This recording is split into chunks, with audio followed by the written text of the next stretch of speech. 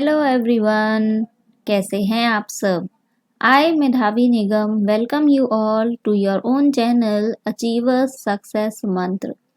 In our last session, we have discussed the sample paper of 2020 that CBSE has issued just before the board exams.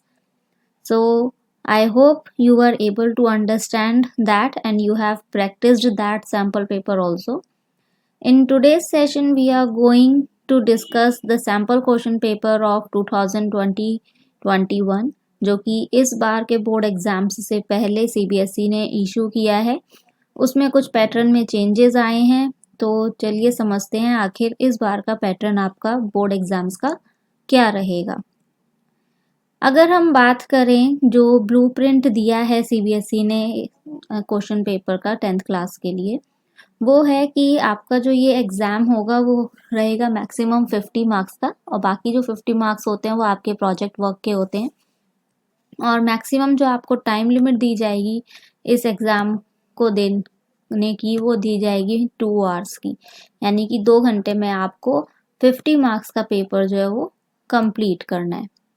इसमें आपके 2 sections है। Part A जो होता है employability skills होता है 10 marks का, जिसमें आपकी 5 यूनिट्स आती हैं। उन 5 यूनिट्स में इन्होंने दे रखा है कि जो ऑब्जेक्टिव क्वेश्चंस हैं वो 1 मार्क के किस किस यूनिट में से कितने आएंगे। तो आपकी जो सेकेंड यूनिट है उसमें से 2 क्वेश्चंस होंगे आपके 1-1 मार्क्स के, और बाकी यूनिट्स में से 1-1 मार्क्स का एक ही क्वेश्चन आएगा। और शॉर्ट आंसर टाइप क्वेश्चंस जो 2-2 मार्क्स के होते हैं वो आपके सारे यूनिट में से एक एक आएंगे। फिर है आपका पार्ट बी जो सब्जेक्ट स्पेसिफिक स्किल्स होता है, जो कि 40 मार्क्स का आता है आपका। उसमें आपके 4 यूनिट्स कवर होती हैं। उन 4 यूनिट्स में से जो 1 मार्क्स के क्वेश्चन है वो हर यूनिट में से 6-6 क्वेश्चंस होंगे। जो शॉर्ट आंसर टाइप क्वेश्चंस हैं जो 2-2 मार्क्स के आते हैं वो आपका फर्स्ट यूनिट जो डिजिटल डॉक्यूमेंटेशन है उसमें से 1 क्वेश्चन आएगा। इलेक्ट्रॉनिक स्प्रेडशीट में से 2 क्वेश्चन आएंगे। डेटाबेस मैनेजमेंट सिस्टम में से 1 क्वेश्चन, और वेब एप्लीकेशन एंड सिक्योरिटी में से 2 क्वेश्चंस आएंगे। और जो आपके 4 मार्क्स के क्वेश्चन है, यानी कि descriptive of long answer type questions होते हैं, वो आपका डेटाबेस मैनेजमेंट सिस्टम में से 2 क्वेश्चन रहेंगे, जबकि बाकी 3 यूनिट में से एक एक क्वेश्चन आपको स्पेसिफाई किया जाएगा। तो यानी कि अगर हम बात करें आपके फर्स्ट यूनिट की, तो उसमें से आपको टोटल नंबर ऑफ 8 क्वेश्चंस मिलेंगे। सेकेंड यूनिट में से 9 क्वेश्चंस मिलेंगे। थर्ड यूनिट में से 9 क्वेश्चंस मिलेंगे, और फोर्थ यूनिट में से 9 क्वेश्चंस मिलेंगे। अब जो मार्किंग स्कीम इस बार इन्होंने दे रखी है उसमें आपको क्या दे रखा है। सबसे पहले तो आपको इंस्ट्रक्शंस बहुत केयरफुली पढ़नी है, यानी कि अपना पेपर अटेंड करने से पहले जो भी आपको क्वेश्चन पेपर के अंदर जनरल इंस्ट्रक्शंस दे रखी हैं उसको बहुत अच्छे से पढ़िए। इस बार इन्होंने आपके क्वेश्चन पेपर में क्या किया, 21 क्वेश्चंस दिए हैं। पहले जो आपने 2 पेपर से सॉल्व किए हैं उसमें आपने देखा होगा 39 क्वेश्चंस होते थे, लेकिन इस बार आपको 21 क्वेश्चंस हैं टोटल। और जो आपको सेक्शंस हैं वो 2 डिवाइड करके दिए गए हैं, सेक्शन ए और सेक्शन बी। सेक्शन ए जो है आपका वो रहेगा ऑब्जेक्टिव टाइप क्वेश्चंस का, जबकि पहले जो होता था वो सेक्शन ए क्या होता था आपका एम्प्लॉयबिलिटी स्किल्स का होता था। लेकिन अब की सेक्शन ए आपका क्या है, ऑब्जेक्टिव टाइप क्वेश्चंस का है। इसमें आपको जितने भी क्वेश्चंस आएंगे सब में आपको ऑप्शंस दे रखे होंगे, उसमें से कोई एक ऑप्शन आपके लिए करेक्ट होगा। देन है आपके पास सेक्शन बी जो कि सब्जेक्टिव टाइप क्वेश्चंस रहेंगे, यानी कि आपको डिस्क्रिप्शन देनी होगी उन क्वेश्चंस की। और पहले आपका जो सेक्शन बी हुआ करता था वो सब्जेक्ट से रिलेटेड हुआ करता था, तो इस बार थोड़ा सा फर्क है। Out of the given questions जो आपको 21 क्वेश्चंस दिए होंगे उसमें से आपको 15 क्वेश्चंस का आंसर करना है 2 घंटे के अंदर। पहले आपको ज़्यादा क्वेश्चंस का आंसर करना पड़ता था, इस बार आपको सिर्फ 15 क्वेश्चंस का ही आंसर करना है। तो कोशिश करिएगा कि आप जो भी क्वेश्चंस अटेंड कर रहे हैं वो एक पर्टिकुलर ऑर्डर में अटेंड करें। अगर आप पहले सेक्शन ए कर रहे हैं तो अपने जो आपने शीट ले रखी है उसके सेंटर में मेंशन कर दीजिएगा कि सेक्शन ए, और फिर आप अपने क्वेश्चन नंबर्स करिएगा। और जो भी क्वेश्चन कर रहे हैं उसको भी बहुत क्लियरली इंडिकेट करिएगा कि हाँ इस क्वेश्चन का ये पार्ट मैं अटेंड कर रहा हूँ, जिससे कि एग्जामिनर को चेक करते समय कोई दिक्कत ना आए। जो आपके ऑब्जेक्टिव टाइप क्वेश्चंस होंगे 24 मार्क्स के होंगे, ठीक है। इसमें क्या है, सेक्शन हैज़ 5 क्वेश्चंस, इसमें आपके पास 5 क्वेश्चंस होंगे। जो मार्क्स हैं वो आपको मेंशन होंगे हर क्वेश्चन के साइड में, कोई नेगेटिव मार्किंग नहीं है और आपको सेम पेपर वैसे ही करना है जैसे आपको इंस्ट्रक्शंस दी जाएंगी। सेक्शन बी आपका 26 मार्क्स का रहेगा, जिसमें कि आपको 16 क्वेश्चंस दे रखे होंगे, ठीक है। एक candidate has to do 10 questions, 16 में से 10 क्वेश्चंस आपको करने हैं और सब कुछ आपको क्या करना है, इंस्ट्रक्शंस के अकॉर्डिंग करना है। और इसमें भी आपको जो मार्क्स हैं वो क्वेश्चन के साइड में मेंशन करके दे रखे होंगे। तो चलिए अब शुरू करते हैं हमारा सेक्शन ए, जो कि ऑब्जेक्टिव टाइप क्वेश्चन है। उसमें पहला क्वेश्चन जो आपको दे रखा है, in your first question they have given you 6 parts of 1 mark each, out of दो 6 parts you have to attend only 4। So first part is, Karan lives at a hostel in Shimla. Karan जो है वो शिमला में एक हॉस्टल में रहता है। He calls his mother who lives in Delhi. वो अपनी मदर को फ़ोन करता है जो कि दिल्ली में रहती हैं, to get her approval for the robotics class. और उसे किसके लिए परमिशन चाहिए होती है अपने मदर से, रोबोटिक्स क्लास के लिए, जो कि उसके स्कूल में अगले आने वाले हफ्ते से शुरू हो जाएगी। However due to disruption in the phone line, क्योंकि फ़ोन लाइन में बहुत ज़्यादा प्रॉब्लम थी, his mother could not understand and reply to him. तो उसकी मदर जो थी वो उसकी बातों को समझ नहीं पाई, और जब समझ नहीं पाएंगी तो ऑब्वियसली वो रिप्लाई भी नहीं कर पाई। ही गॉट वेरी अपसेट, वो बहुत उदास हो जाता है। Which another medium can he use to get immediate approval of his mother. तो ऐसा और कौन सा मीडियम है जिसके ज़रिए वो अपनी मदर से बात कर सकता है और उनकी परमिशन ले सकता है। The options given to you are email, letter, message through friend या फिर फैक्स। तो सबसे बढ़िया ऑप्शन क्या है आपके पास, ईमेल, क्योंकि एक ईमेल आपके पास ऐसी फैसिलिटी होती है जो बहुत आसानी से और बहुत जल्दी आपको अवेलेबल हो जाती है। Second part, Trisha is always tense during exam time. जो त्रिशा है वो एग्जाम टाइम के दौरान हमेशा क्या होती है, टेंस हो जाती है, परेशान हो जाती है। She is a sincere and studious student. वो एक बहुत ही सिंसियर और स्टूडेंट है, यानी कि बहुत अच्छी है हर चीज़ में, पढ़ाई में बहुत अच्छी है, हर एक चीज़ में है। But the thought of exams creates anxiety in her. लेकिन जब भी वो एग्ज़ाम्स के बारे में सोचती है तो उसके अंदर एक नर्वसनेस सी आ जाती है। विच स्ट्रेस मैनेजमेंट टेक्निक, कौन सी stress management technique that you would suggest to help her, आप उसे सजेस्ट करेंगे कि कौन सी स्ट्रेस मैनेजमेंट जो टेक्निक है वो उसे अपनानी चाहिए। Options, yoga, exercise, vacation with family, all of these. तो आपका आंसर इसमें आएगा ऑल ऑफ दीज, क्योंकि इनमें से सारी जो टेक्निक्स हैं ये सारी आपको क्या करती हैं, स्ट्रेस से फ्री करती हैं। Third part, dash ability of a person to do the things that need to be done without someone or something influencing us। वो कौन सी एबिलिटी होती है पर्सन की जिससे कि वो उन चीज़ों को कर पाता है जिससे कि उसे ना तो किसी को इन्फ्लुएंस करने की ज़रूरत पड़ती है, ना किसी चीज़ को इन्फ्लुएंस करने की ज़रूरत पड़ती है। यानी कि पर्सन को चीज़ को इन्फ्लुएंस करने की उसे ज़रूरत नहीं है, लेकिन फिर भी वो अपने आप अपने अंदर एक ऐसी क्षमता रखता है जिसके थ्रू वो अपने काम कर सकता है। Options, self motivation, self discipline, self awareness, self regulation. तो इसमें क्या आएगा आपका सेल्फ मोटिवेशन, क्योंकि सेल्फ मोटिवेशन एक ऐसी चीज़ होती है जो आपको अंदर से एनकरेज करती रहती है कि हाँ मैं ये कर सकता हूँ, मुझे ये करना है, मुझे ये करके दिखाना है। इसमें आपको किसी और पर्सन की या किसी भी बंदे की ज़रूरत नहीं होती कि वो आपको आके एनकरेज करे। Fourth part, according to the concept of sustainable development. अगर हम सस्टेनेबल डेवलपमेंट का कॉन्सेप्ट देखें तो उसके according the environment and development are dash issues. तो एनवायरनमेंट और डेवलपमेंट जो है वो किस तरह के इश्यूज हैं। ऑप्शंस, इनसेपरेबल, जो अलग अलग नहीं हो सकते, सेपरेट अलग अलग हैं, सी इंडिपेंडेंट अलग अलग हैं, इंडिपेंडेंट है, यानी कि एनवायरनमेंट अलग है और डेवलपमेंट अलग है। नन ऑफ दीज, इनमें से कोई भी नहीं। तो सस्टेनेबल डेवलपमेंट के कॉन्सेप्ट के अकॉर्डिंग एनवायरनमेंट और डेवलपमेंट दोनों ही क्या है, इनसेपरेबल है, यानी कि इन दोनों को एक दूसरे से अलग नहीं किया जा सकता। Fifth part, the cleaning of software installed in the computer can not be achieved by. अगर आपने अपने कंप्यूटर में कोई सॉफ्टवेयर इंस्टॉल कर रखा है और उस सॉफ्टवेयर को आपको क्लीन अप करना है, तो ऐसी कौन सी चीज़ है जिसके थ्रू आप ये काम नहीं कर सकते?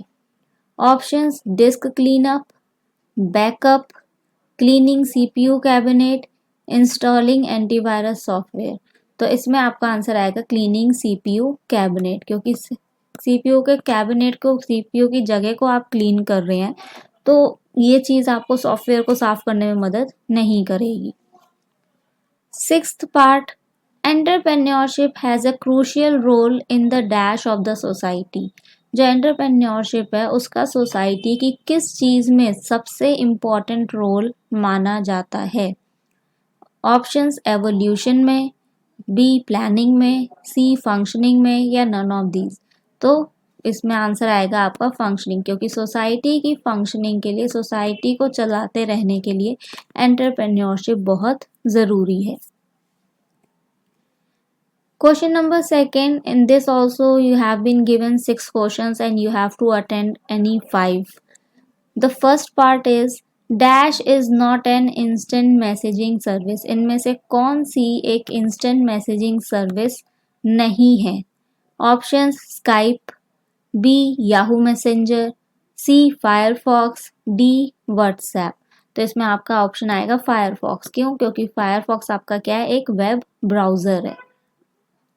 Second part, dash is the process of emptying a place in case of an emergency disaster.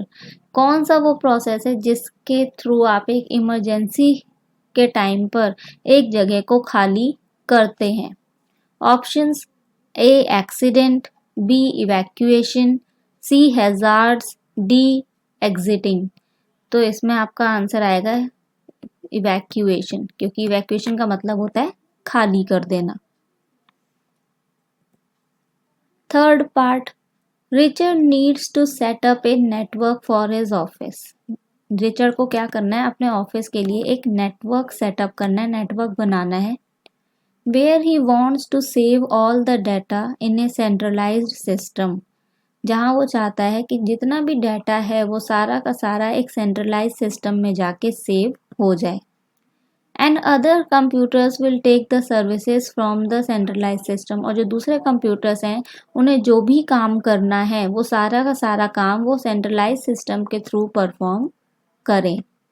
Which architecture will be the best suitable for him, तो इनमें से कौन सा आर्किटेक्चर उसके लिए सबसे अच्छा रहेगा? Options, peer to peer, client server, point to point, ring. तो इसमें आपका सबसे अच्छा ऑप्शन होता है क्लाइंट एंड सर्वर, क्योंकि क्लाइंट में, सर्वर में क्या होता है, एक सर्वर होता है और कई सारे क्लाइंट्स होते हैं। Fourth part, A dash is a device that converts digital computer signals into A form, जिसे कि हम एनालॉग सिग्नल्स कहते हैं, that can travel over phone lines and vice versa, जो कि फोन लाइन्स में भी ट्रेवल कर सकते हैं और इसका उल्टा भी हो सकता है। तो वो कौन सा डिवाइस है जो आपको कंप्यूटर के डिजिटल सिग्नल्स को एनालॉग सिग्नल्स में कन्वर्ट करने में मदद करता है? Options, repeater, switch, router, modem. तो इसमें आपका आंसर आएगा मॉडेम, क्योंकि मॉडेम क्या होता है, मॉड्यूलेटर डीमॉड्यूलेटर होता है, जो कि डिजिटल सिग्नल्स को एनालॉग में और एनालॉग सिग्नल्स को डिजिटल में कन्वर्ट करता है। Fifth part, dash is specifically designed to minimize और maximize the result according to a set of rules that you define in a spreadsheet. ऐसा कौन सी चीज़ है जो कि स्पेसिफिकली इसलिए डिज़ाइन की गई है जिससे कि आप उन सेट ऑफ रूल्स को मिनिमाइज और मैक्सिमाइज कर सकें, जो कि एक स्प्रेडशीट में डिफाइन किए जाते हैं। ऑप्शंस गोल सीक, सिनेरियो, सॉल्वर, सब total. So your answer is solver. Sixth part, dash refers to the vertical or horizontal placement of a graphic in relation to the chosen anchor point। वो कौन सी चीज़ है जिसमें आप क्या करते हैं, वर्टिकल और हॉरिजॉन्टल प्लेसमेंट जो होती है ग्राफिक की, उसे आप एक चूजन एंकर पॉइंट के अकॉर्डिंग प्लेस करते हैं। Options alignment, footer, margin, headings. So your answer is alignment, क्योंकि अलाइनमेंट ही होता है जो कि आपको किसी भी चीज़ को वर्टिकल या हॉरिजॉन्टल सेट करने में मदद करता है। Question number 3, you have been given 6 parts and you have to attend 5. First, Krishna wants to make a flow chart for his programs in Word document. Krishna क्या करना चाहता है कि अपने Word document में अपने programs के लिए एक flow chart बनाना चाहता है। Which option should he use to accomplish this task efficiently? इस टास्क को अच्छे से करने के लिए कौन सा ऑप्शन उसे इस्तेमाल करना चाहिए? Options drawing shapes, symbols, pictures, all of these. तो हम फ्लो चार्ट बना रहे हैं, फ्लो चार्ट में हमारे पास अलग अलग तरह की शेप्स होती हैं, तो इसलिए हमारा आंसर क्या रहेगा, ड्राइंग और shapes. Second part, Fatima has inserted a picture in a document. Fatima ने एक डॉक्यूमेंट के अंदर एक पिक्चर इंसर्ट करी है, but she wants to cut off a part of the picture. लेकिन वो पिक्चर का कुछ हिस्सा कट करना चाहती है। Which option she should use to accomplish the task. Task को पूरा करने के लिए उसे कौन सा ऑप्शन चूज करना चाहिए? ए कट, बी कॉपी, सी क्रॉप, डी लेआउट। तो जब पिक्चर में से हमें कोई हिस्सा निकालना होता है, हटाना होता है, तो हम उसे कहते हैं crop. So your answer is crop. Third part, the insertion point between a row and column is called. Row और कॉलम के बीच में जो इंसर्शन पॉइंट होता है उसे क्या कहते हैं? Options row, column, table, cell. तो आपका आंसर है cell. Fourth part, Amrita is celebrating her 14th birthday. Amrita अपना 14th बर्थडे मना रही है। She wants to invite her friends and family members to the party. और वो चाहती है कि वो अपने फ्रेंड्स और अपने फैमिली मेम्बर्स को अपने पार्टी में इन्वाइट करे। Which feature will she use to send the same invite to many people with different addresses without typing it again and again. तो कौन सा फीचर उसे इस्तेमाल करना चाहिए कि वो एक ही मैसेज को कई सारे पर्सन्स को भेज सके जिनके अलग अलग एड्रेसेस हैं और उसे बार बार वो चीज़ टाइप ना करनी पड़े? Options mail merge, letter wizard, document type, none of these. तो जब भी हमें एक ही चीज़ बहुत सारे मल्टीपल पर्सन्स को भेजनी होती है तो हम उसके लिए इस्तेमाल करते हैं मेल मर्ज का। So your answer is mail merge.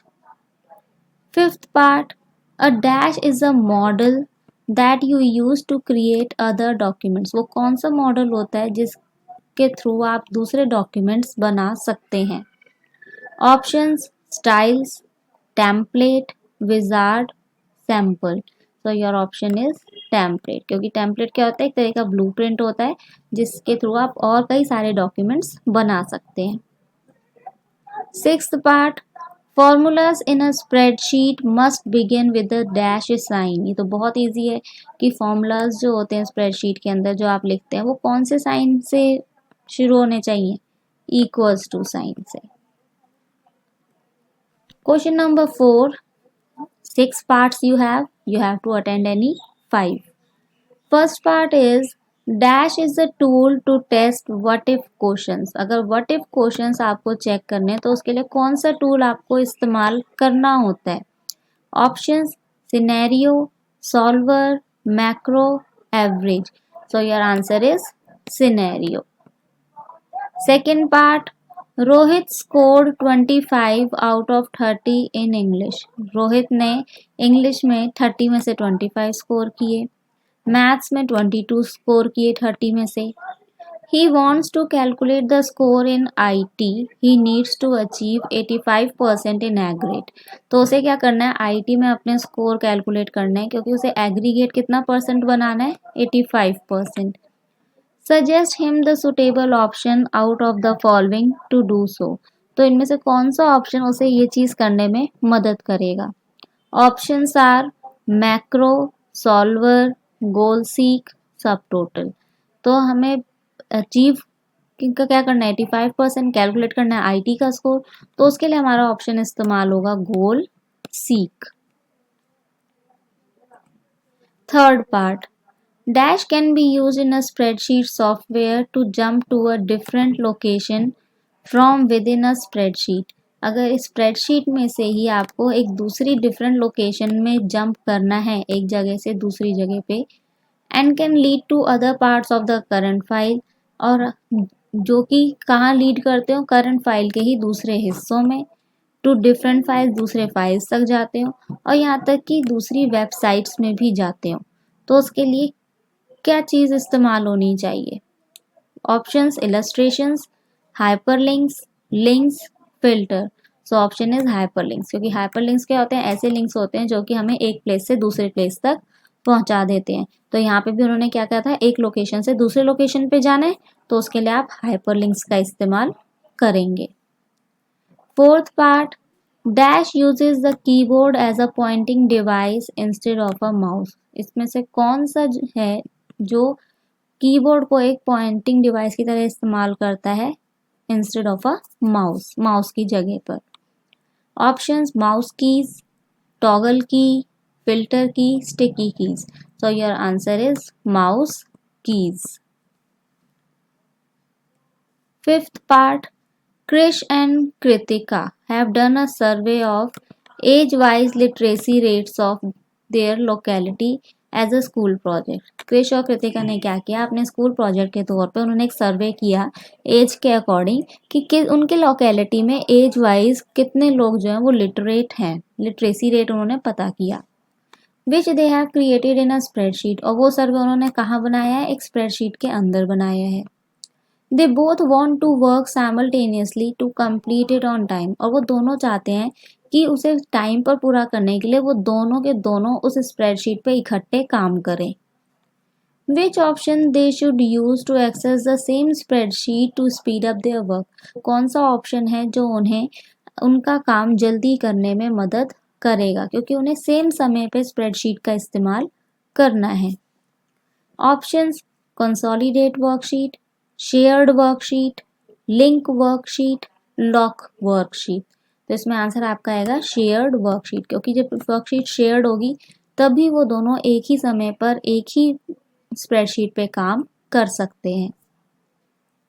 Sixth part, dash database is a type of database that stores data in several tables. इसमें से कौन सा डेटाबेस ऐसा होता है जो कि क्या करता है, डाटा को कई सारे टेबल्स में स्टोर करके रखता है?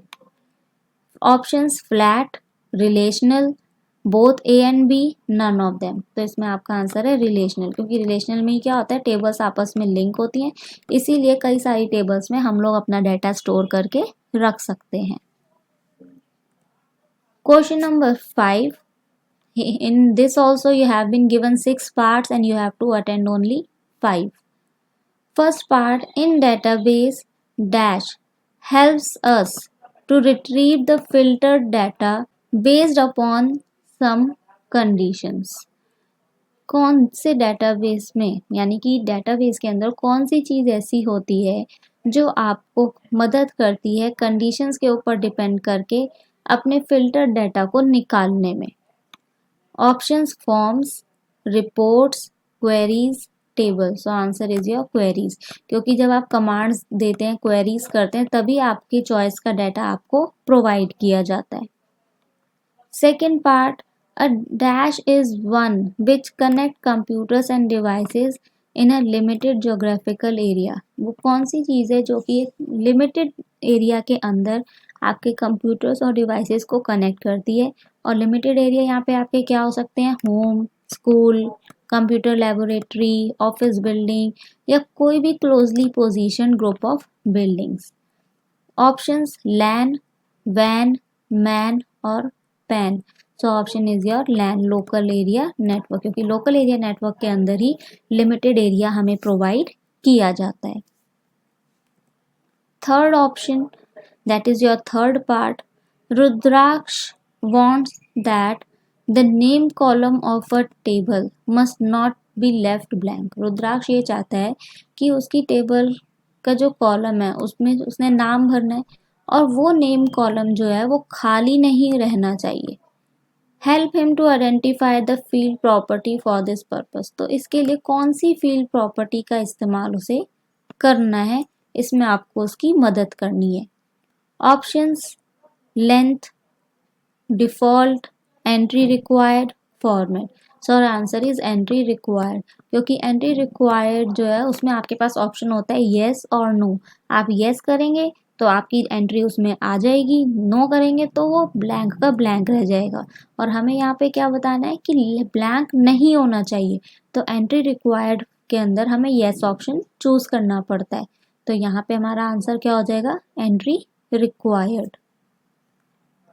Fourth part, dash can be set for a field if user doesn't provide any value while entering the values in the table।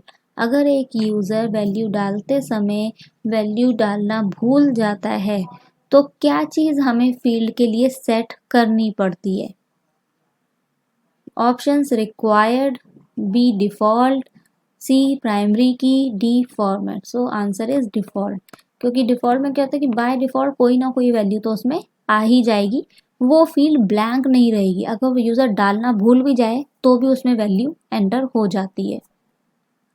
Fifth part, Aadya wants to create a connection between two or more tables. आद्या जो है वो दो या दो से ज़्यादा tables के बीच में एक कनेक्शन स्टैब्लिश करना चाहती है। Suggest her the option to accomplish the task. इस टास्क को पूरा करने के लिए उसे कौन सा ऑप्शन इस्तेमाल करना पड़ेगा। Options table, form, relationships, sorting.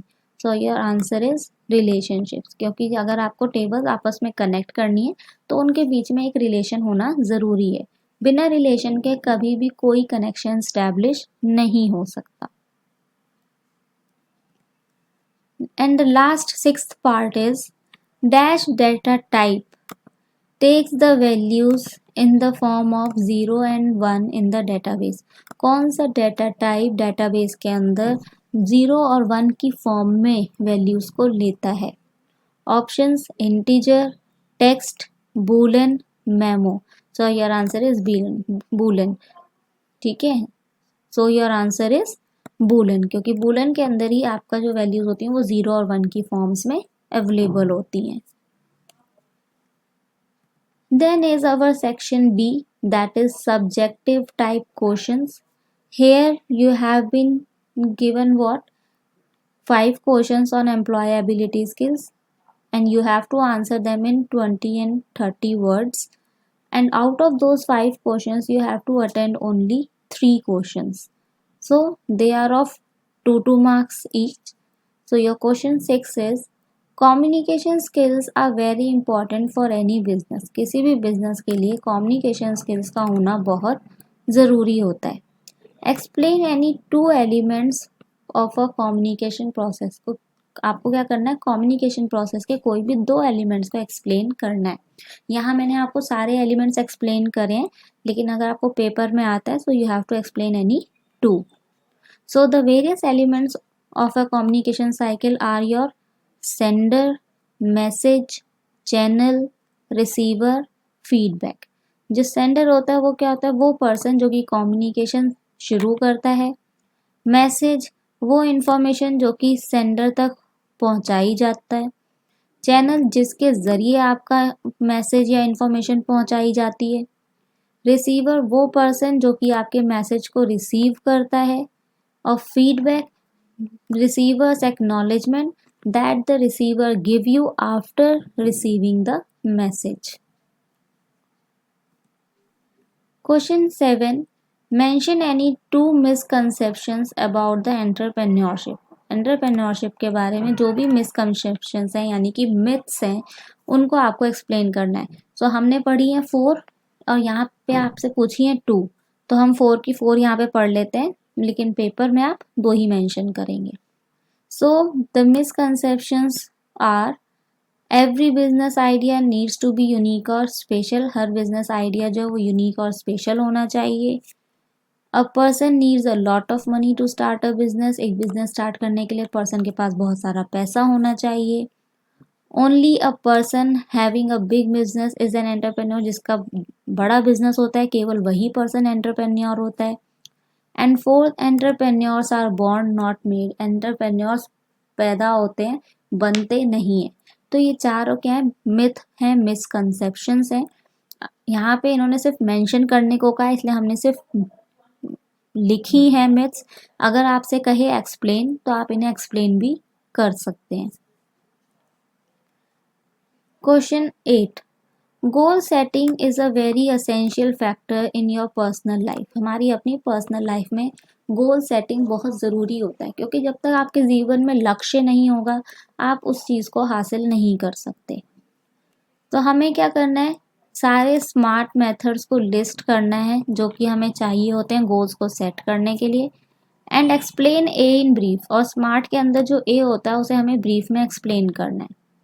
So smart goals are, S stands for specific, M measurable, A achievable, R realistic, T time bound। और क्योंकि हमें A को एक्सप्लेन करने के लिए बोला गया है तो हमने यहाँ पे अचीवेबल को एक्सप्लेन किया है।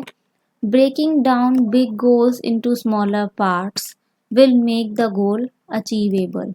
जब आपके पास एक बहुत बड़ा गोल होता है तो उस बड़े गोल को आप छोटे छोटे हिस्सों में डिवाइड कर लीजिए, और जब आप उसे छोटे हिस्सों में डिवाइड कर लेते हैं तो गोल को अचीव करना, पा लेना बहुत आसान हो जाता है। Question 9, what are the measures to increase the performance of a computer system. अगर आपको अपने कंप्यूटर सिस्टम का परफॉर्मेंस इंक्रीज करना है तो उसके लिए आपको क्या क्या स्टेप्स लेने चाहिए।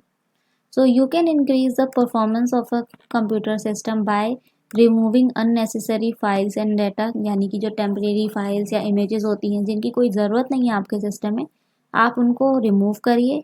और how you will do it, by using some disk cleaner software। कोई disk cleaner software का इस्तेमाल करिए जो कि आपको unnecessary files को रिमूव करने में मदद करेगा। Question 10, how can an individual contribute to sustainable development goals. कैसे एक इंडिविजुअल मदद कर सकता है सस्टेनेबल डेवलपमेंट गोल्स को अचीव करने में।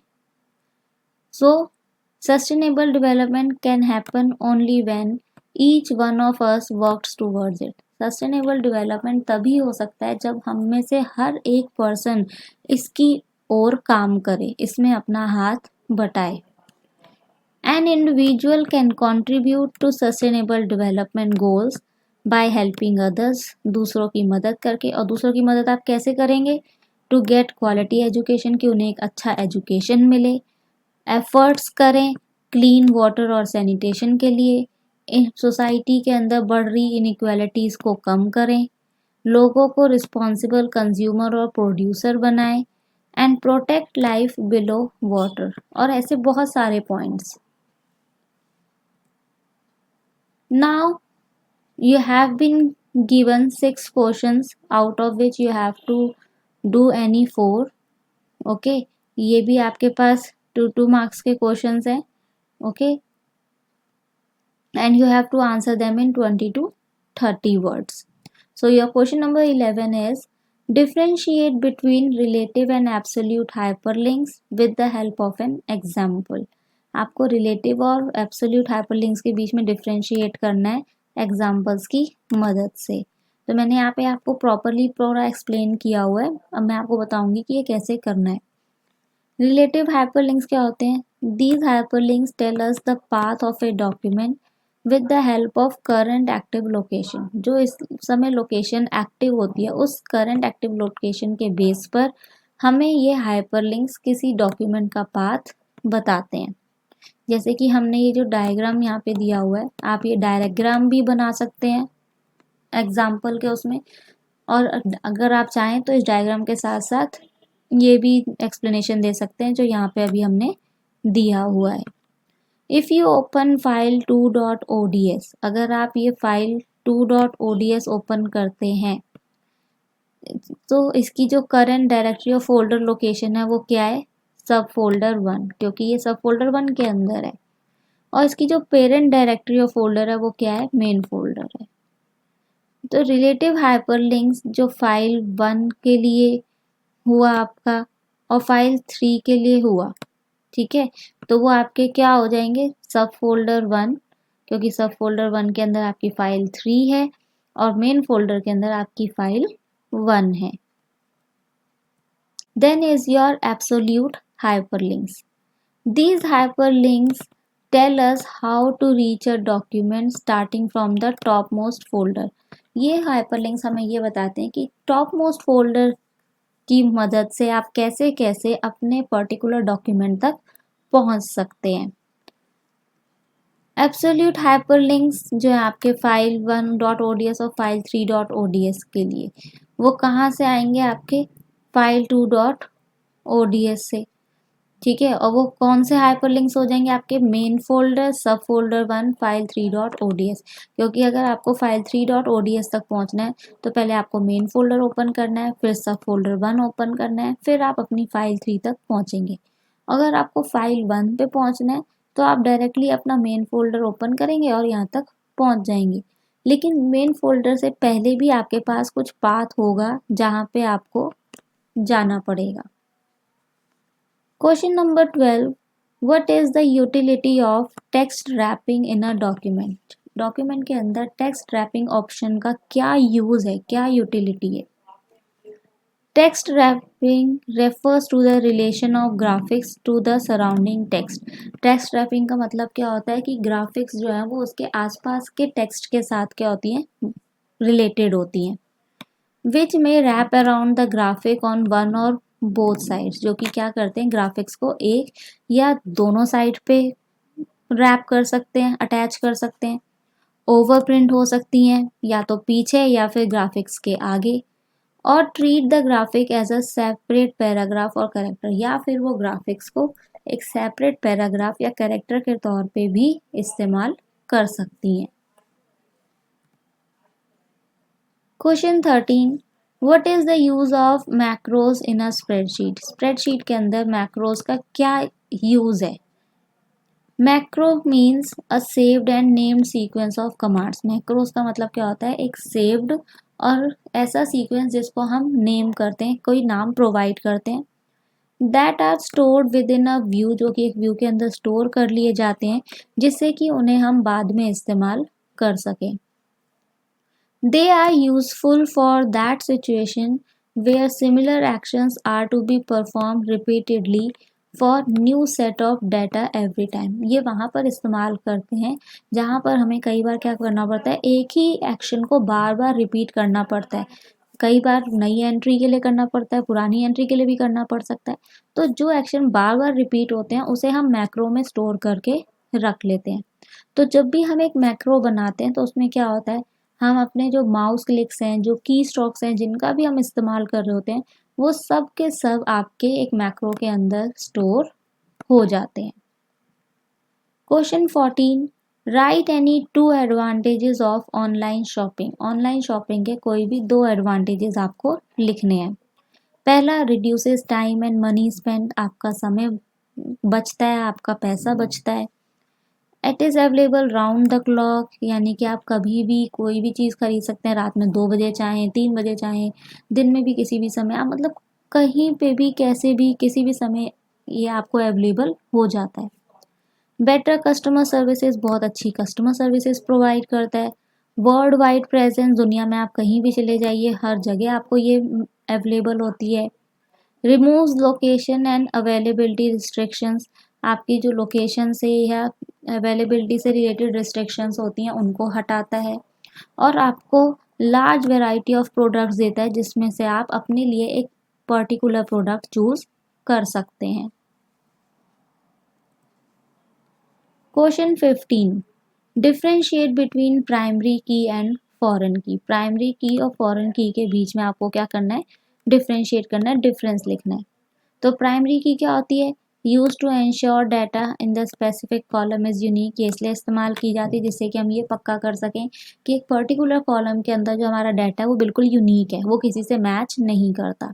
और ये ऐसा क्या कॉलम होता है that can not have null value, जिसके अंदर हम नल वैल्यूज नहीं रख सकते। फॉर एग्जाम्पल एक स्टूडेंट टेबल है, उसके अंदर आपके कई सारे कॉलम्स हैं, admin number, name, date of birth, address, phone number.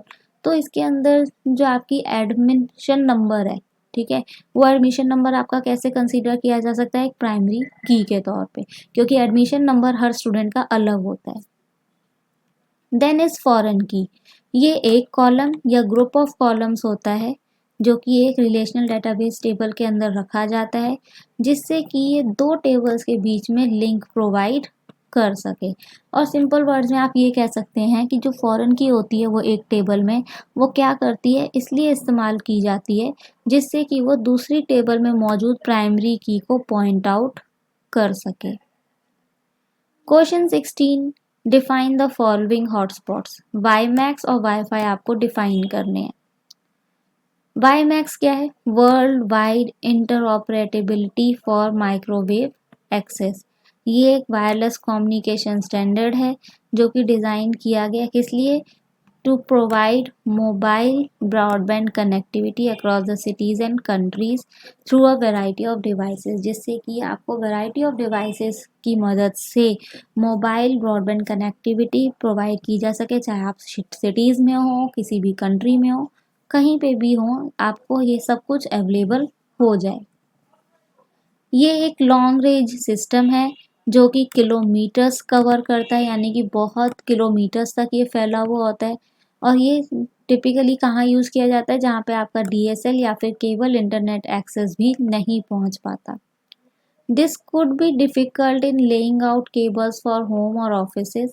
Home और ऑफिसेज जो आपके रिमोट लोकेशंस पे लोकेटेड होते हैं, वहाँ पर इनको ले जाना मुश्किल होता है, but need access to the internet, लेकिन फिर भी वहाँ पे इंटरनेट तक का एक्सेस पहुँचाया जा सकता है। वाईफाई ये एक पॉपुलर टेक्नोलॉजी है that allows an electronic device, जैसे कि आपके computers, mobile phone, to exchange data wirelessly over a network, जो कि इलेक्ट्रॉनिक डिवाइसेस को मदद करते हैं कि एक नेटवर्क के थ्रू वो हाई स्पीड इंटरनेट कनेक्शन की मदद से डाटा को ट्रांसफ़र कर सकते हैं। Wi-Fi devices such as your personal computer, smartphones, video game console can connect to a network resource such as internet through a device called wireless access point। ये सारे devices जो हैं Wi-Fi devices, ये एक wireless access point के through internet से connect किए जा सकते हैं एक नेटवर्क के अंदर। Then is you have been given 5 questions that you have to answer in 50 to 80 words. Out of these 5 questions, you have to answer only 3 questions, and these are of 4 marks. Question number 17. Elaborate 4 different types of styles which can be provided in a word processor। आपको 4 तरह के different style explain करने हैं जो कि आप एक word processor के अंदर इस्तेमाल कर सकते हैं। First is your paragraph style. ये क्या करता है, जितने भी पैराग्राफ्स की अपीयरेंस है, यानी कि टेक्स्ट अलाइनमेंट है, टैब के स्टॉप्स हैं, लाइन स्पेसिंग है, बॉर्डर्स है या करेक्टर फॉर्मेटिंग है, ये सब कंट्रोल करता है। यानी कि ये सारे चेंजेस आप पैराग्राफ स्टाइल के थ्रू कर सकते हैं। Then is your character styles. It affect the selected text within a paragraph. आपके पैराग्राफ के अंदर अगर आपने कोई टेक्स्ट सेलेक्ट कर रखा है तो आप उसका फॉन्ट चेंज कर सकते हैं, साइज चेंज कर सकते हैं, उसको बोल्ड और इटैलिक कर सकते हैं। Frame styles, they are use to format graphic and text frames. ये आपके ग्राफिक और टेक्स्ट फ्रेम्स को चेंज करने के काम में आता है, यानी कि आपके बॉर्डर्स, बैकग्राउंड्स, कॉलम्स और किस तरीके से आपको टेक्स्ट को रैप करना है, that all you can do through frame styles. List styles these are use to format your numbers and bullets, यानी कि लिस्ट में आपको नंबर्स करने हैं, बुलेट्स करने हैं, कौन सी शेप के करने हैं, कौन से डिज़ाइन के करने हैं, that all you can do. Then is your page styles, format the structure of a document, यानी कि आपके पेज नंबर्स और मार्जिन्स को चेंज करने के काम में आता है। So out of these 5 you can mention any 4।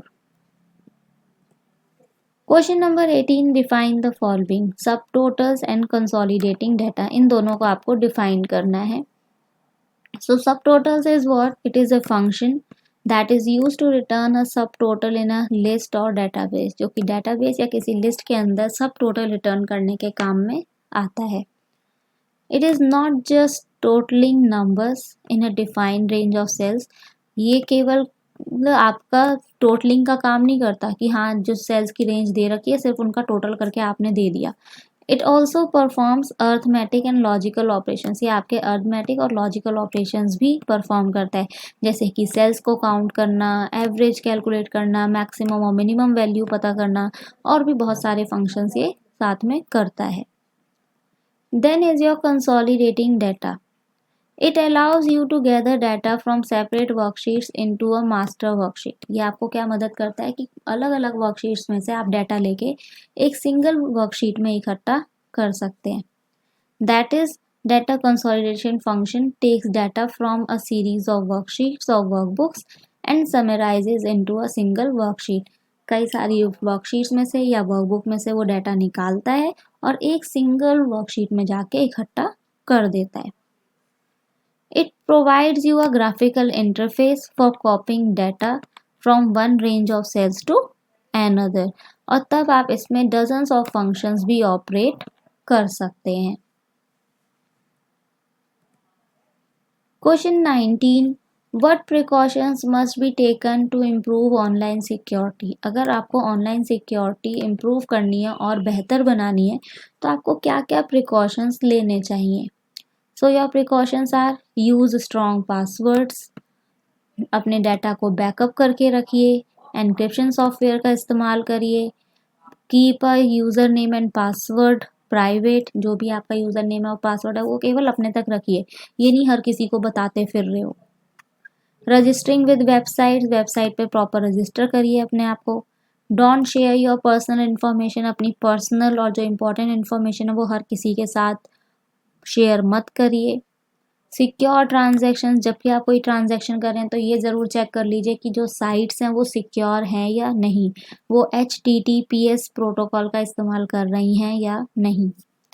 अपने कंप्यूटर के लिए एंटीवायरस और एंटी स्पाईवेयर सॉफ्टवेयर का इस्तेमाल करिए। If you are getting mails from an unknown sources, do not respond to them immediately. Clear your browser cookies frequently. Firewalls install करिए। कभी भी अननोन साइट से या अननोन सोर्सेज से किसी सॉफ्टवेयर को इंस्टॉल मत करिए। रिमूव अनवांटेड और अननोन सॉफ्टवेयर एप्लीकेशंस, अगर आपके सिस्टम में कोई ऐसी है सॉफ्टवेयर एप्लीकेशन है जो आपने डाउनलोड नहीं करी या आपको उसके फंक्शंस नहीं पता तो उसको रिमूव कर दीजिए। फुल सिस्टम स्कैन्स फ्रीक्वेंट करिए, यानी कि हर महीने आपको अपना सिस्टम पूरी तरीके से स्कैन करना चाहिए। एंड डाउनलोड अपडेट्स रेगुलरली, और अपने सिस्टम पे अपडेट्स रेगुलरली डाउनलोड करते रहिए। Question 20, what is DBMS, DBMS क्या है। Explain any 2 advantages of DBMS, और आपको कोई भी 2 एडवांटेजेस DBMS के बताने हैं। The software which is use to manage database with utmost efficiency, वो सॉफ्टवेयर जो कि एक डाटाबेस को बहुत ही ज़्यादा एफिशिएंसी के साथ प्रॉपर सिक्योरिटी मेजर्स के साथ मैनेज करने के काम में आता है, उसे हम डाटाबेस मैनेजमेंट सिस्टम कहते हैं। डेटाबेस मैनेजमेंट सिस्टम आपको क्या करने की परमिशन देता है, data definition, data updation, data retrieval और यूज़र एडमिनिस्ट्रेशन की।